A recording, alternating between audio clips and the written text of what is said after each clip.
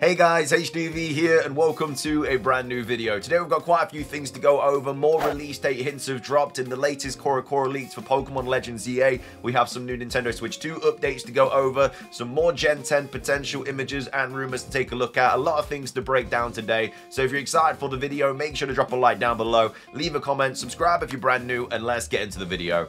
So, starting things off, CoroCoro Leaks have popped up once again. We have this post here from Moot saying, Pokemon Legends EA in CoroCoro this month. Complete form Zygarde. So, again, nothing new in these CoroCoro Leaks. It's kind of cool that they're showcasing the 100% Zygarde. But yeah, we have the 10%, the 50%, we have the main protagonist, we have the start Pokemon.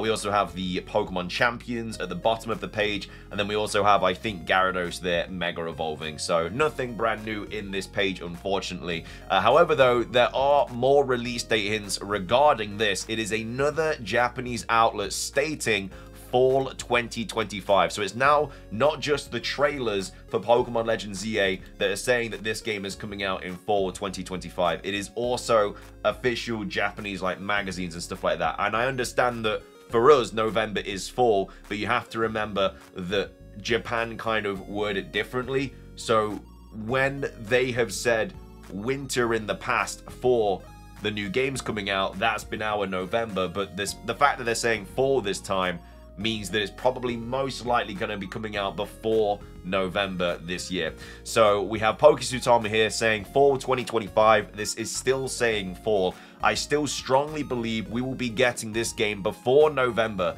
as all games they have released in November were said to be winter releases before the date was announced. I'll have a better look at this later today and the rest of the info, but it's all just general stuff. It's just adding more fuel to the fire that this game is going to be coming out earlier than November, which we're obviously hoping for, but then the fact that, you know, DLC has also been potentially planned for this game as well. It was originally planned. We don't know if it's been cut or not. The game has to come out earlier so they can then drop the DLC, because then they're going to be announcing Generation 10 in 2026 for the 30th anniversary. So whether the DLC is scrapped or not, who knows, but obviously the game has to come out a little bit before the DLC, so we'll have to wait and see what happens with that. But either way, those are the CoroCoro Leaks and the new Legends EA release date hints. Another thing that I wanted to go over about Pokemon Legends EA is this post here from Soul Silver Art saying, I think it's interesting that we haven't really talked about the setting of where new Mega Evolutions are now occurring. Are new Mega Evolutions originating and only occurring in Lumiose City, or are they throughout the Kalos region?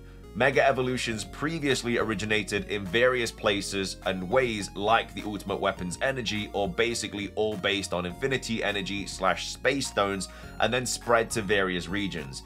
But if in Pokemon Legends EA they are first created in Lumiose and are exclusive to the city for the duration of the game, then that is quite special. I'm sure after the game they will be spread to other regions. Maybe these new Mega Evolutions originating in the city could affect what they look like in design and possibly in lore. Because again, the general consensus is that something happens in Prism Tower, it makes these Mega Evolution Pokemon go like berserk and stuff like that. And that is maybe what gives them these new Mega Evolution forms. So maybe you just got like a Feraligatr just chilling, and then this sort of energy comes out of Prism Tower, forces Feraligatr to Mega Evolve, and then it becomes like really angry and vicious and stuff like that. That's kind of what people are expecting to happen, and I think that would be a really cool storyline as well. And then it goes on to say, maybe they take on traits of things or tech or modern ideas that are found in big metropolitan cities. Maybe they are designed to be like objects of a city that come to life. And then we also have this post here saying, what if the new Mega Evolutions have something to do with Zygarde, kind of like the Paradox Pokemon in Scarlet and Violet? So the game suggests that Terapagos has the ability to interact with different timelines, and the Paradox Pokemon are in some way connected to these timelines. It's implied that Terapagos may have played a role in their initial appearance in Area Zero, even before the time machine was built. And then Soul Silver are saying that would be really cool. I think Zygarde is definitely going to be sort of intertwined into this story, but I think that Zygarde is going to be trying to stop this energy coming out of Prison Tower and forcing these Pokemon to Mega Evolve, if that's the way the story goes, which again, a lot of people are expecting that to be the situation. But anyway, what are your thoughts on this? Do you think that the Mega Evolutions are going to just be in Lumiose City, or do you think they're going to be throughout Kalos, or do you think it's just because of Prism Tower? Let me know your thoughts on the situation. Coming up next, we have some new Nintendo Switch 2 images to go over. VGC posted a couple of days ago saying the Nintendo Switch Online app looks a bit more slick on the Nintendo Switch 2. So it says Nintendo has published new images showing Switch 2's redesigned Switch Online app. So the app, which is accessible from the home menu, allows users to see its library of retro games, change settings, and view subscription status. The Nintendo Switch Online app is separate from the individual retro console apps, such as for Nintendo GameCube or Game Boy, which retain a familiar design on the Nintendo Switch 2. So Nintendo detailed its new Switch 2 subscriber benefits earlier this month, including access to Game Chat, which allows users to chat with friends and share their game screen. At launch, the Nintendo GameCube and Nintendo Classics library for Nintendo Switch 2 will include 3 games, being The Legend of Zelda: The Wind Waker, Soul Calibur 2, and F-Zero GX, with other titles coming a bit later, according to Nintendo's Treehouse livestream. So these are the new images here, looking really fancy. So you got all the main information on the left hand side, you got your little profile picture and your account name, and then of course you have the sort of welcome screen. You then go down to the different sort of options and you have all the different retro games that you can play depending on your subscription, and then you also have this option as well, which looks really cool. I love the new icons and stuff. I really hope there's just a ton of new icons, a ton of new themes that you can use on the Nintendo Switch 2. There's even been rumors that you can use customized icons, which would be really cool because then you can literally upload any screenshot from your games and make that your icon. And then it says Nintendo Switch 2 is also adding GameCube titles to its retro game library when it launches on June the 5th, as well as new features for the Nintendo 64 games such as Rewind and a CRT filter.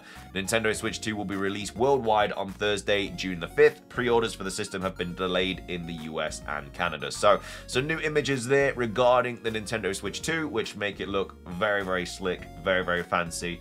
More just looking forward to this console in general as the days tick by. But anyway, those are the new images for the Nintendo Switch 2.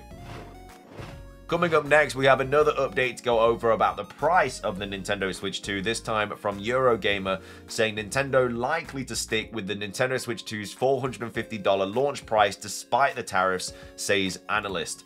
So, amid speculation, Nintendo might be considering a Switch 2 price hike following last week's announcement of significant US trade tariffs. One analysis firm has told Eurogamer it expects the company to stick with its previously announced $450 launch price in the US, as it predicts the Nintendo Switch 2 will become the fastest selling console ever. Last week saw Nintendo make the unprecedented decision to delay the Nintendo Switch 2 pre-orders in the US just hours after announcing them, saying it was doing so in order to assess the potential impact of tariffs and evolving market conditions. More recently, Nintendo of America boss Doug Bowser has admitted that while the Trump administration's earlier trade tariffs weren't a factor in determining the Switch 2's price point, the latest wave of tariffs, which have heavily impacted countries where much of Nintendo's manufacturing is focused, create a challenge and are something the company is going to have to address. Some have speculated Nintendo might respond by raising the Nintendo Switch 2's price in the US, despite the fact its existing $450 USD price tag has already seen a vocal pushback from fans.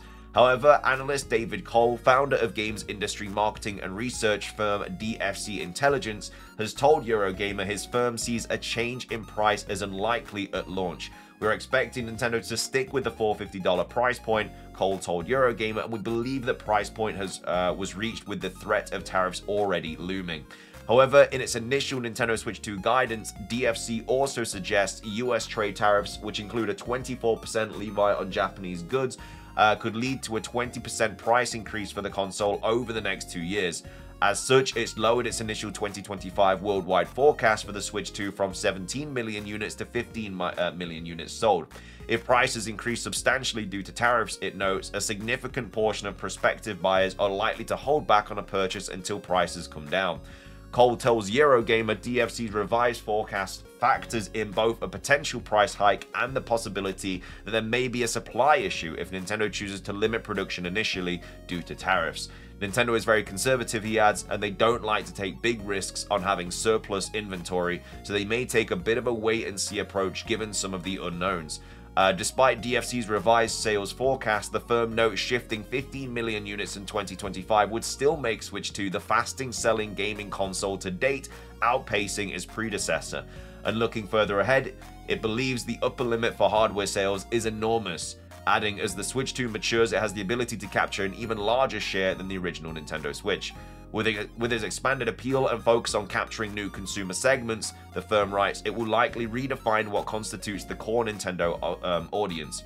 Historically seen as a niche or standalone ecosystem, Nintendo is now poised to engage more directly with the broader competitive landscape dominated by Sony and Microsoft. This shift could make a transformational moment for the video game industry as the Nintendo Switch 2 positions itself as a serious contender across multiple demographics and game genres. Nintendo Switch 2 is still scheduled to launch worldwide on the 5th of June, despite Nintendo's decision to indefinitely delay pre-orders in the US, which have now impacted Canada, as the company moves to align with the timing of pre-orders to be determined in the US. So it sounds alright. You know, analysts are saying that the price isn't going to increase. Of course, we do have that 90-day pause on the tariffs before it shoots up to whatever it is, 40-50%. If there's no deal made, the price of the console will most likely go up. If a deal is made, it should be staying at the same amount, but of course, only time will tell. But anyway, what are your thoughts on this? Obviously, a little bit of better information than the usual doom and gloom about Nintendo Switch 2 prices. But anyway, let me know your thoughts about that. Finishing things off for today's video, we have some more Generation 10 rumors that have popped up on 4chan. We have some images here of Dusknoir, I think that's Sunflora, and also Dugtrio with different forms, it looks like. So Sunflora seems more kind of bigger, it has like spiky leaves, it has a sun on its kind of head which is darker, and also has roots that go into the ground. You've got Dugtrio here that looks more like a plant as opposed to some sort of mole kind of thing. And then I don't really know what Dusknoir is supposed to be, but these are obviously just sketches of what kind of I assume the rumor is going to go into. But like I say, take this with a grain of salt. Obviously, no idea if it's true or not, but this isn't going to be what the actual Pokemon look like. If it is true, this is just going to be a quick like mock design or something like that. But anyway, let's take a look at the rumor. It was posted on the 7th of April, so a couple of weeks ago. It's titled Generation 10 Leak, posted by Anonymous. So it says Generation 10 Pokemon Wind and Wave, which is Kaze and Nami. I hope I pronounced those right. Again, Wind and Wave is the sort of consensus on what we're expecting them to be called. I really hope they are called Wind and Wave. It sounds very, very cool. I think it just kind of rolls off the tongue, Pokemon Wind and Wave. Apparently, it's going to be based on a Greek region, which, again, something else that people are heavily expecting. Has been heavily theorized that that is going to be where Generation 10 takes place. And it's going to be an archipelago of islands, and we just kind of go between all of them, and maybe you can dive as well underwater. The new gimmick, though, is based on the weather, so it's nothing to do with fusion or mega evolutions or anything like that. It's actually going to be based on the weather. So some Pokemon can change form during a weather. During a weather, I assume during a weather change. Yeah, during a weather, change type, and have an additional skill that is not an ability or a move. So we already have certain Pokemon that can do that change in the weather. Again, they get other forms, but in this case, they'd be getting like a brand new sort of ability and stuff like that. Pokemon like Dugtrio, Sunflora, and Dusknoir are concerned, respectively, by the rain, sun, and sandstorm. So that's what's affecting them here. So the rain, sandstorm, and sun or whatever are affecting these Pokemon. Dugtrio becomes a ground grass type, and plants have grown on him. Sunflora has a black face, is huge, and its lower body is planted into the ground. It becomes grass fire.